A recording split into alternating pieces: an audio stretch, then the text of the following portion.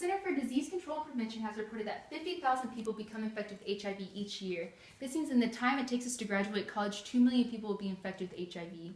Are you going to be one of them? As a community health student at the University of Texas at San Antonio, I've done extensive research in this topic, and I'm here to provide useful information about the disease. Today we will look at HIV and AIDS and see that it is an aggressive disease which not only affects a person physically but mentally as well.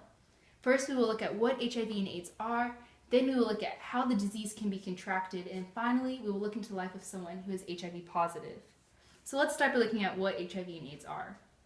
HIV and AIDS is a growing epidemic throughout the world. According to the CDC, the human immunodeficiency virus, HIV, was first discovered in the mid to late 1970s in the United States, but can be traced back as far as the 1800s. CDC also shows us that it was originally found in chimpanzees in the form of the simian immunodeficiency virus, SIV. This was transferred to humans through contact with the infected blood, which our bodies then mutated the SIV into HIV, which is what we have today. So I'm going to show you a video of HIV entering the human body.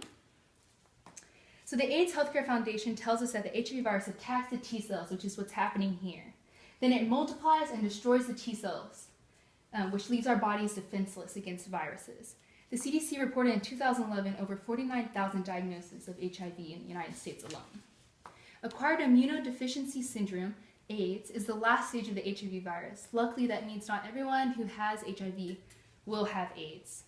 As Peter Shulkins, the lead AIDS researcher, has reported through his research that a low T-cell responsiveness is directly linked with the development of AIDS. AIDS results from less than 200 T-cells in the body, and this leaves the body at risk for opportunistic infections. According to the CDC, an estimated 1,144,500 persons aged 13 and older live with HIV. In a few words, HIV is a virus that affects the immune system, lowers the body's ability to fight disease, and then eventually can result in AIDS due to a low T-cell count. So we've looked at what HIV and AIDS are, but in order to further understand its impact, let's look at the main ways contraction can occur through the information that has been released by the AIDS Healthcare Foundation. First of all, HIV is transmitted by body fluids and must enter the bloodstream for transmission to occur. A most common way for a person to become infected is through sexual contact.